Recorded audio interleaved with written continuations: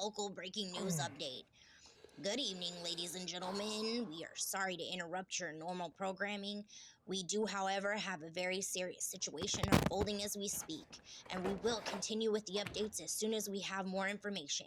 At 5 p.m. local time, the silent alarm at Tri-State National Bank in River City was triggered, sending local police to the scene.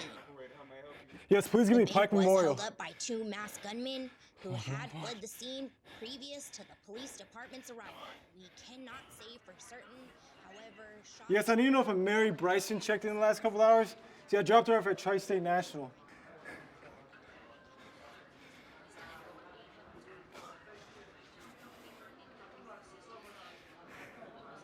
It's Mary Bryson. It's B-R-I.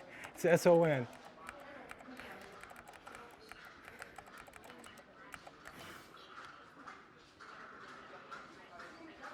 Yeah, I'm a friend.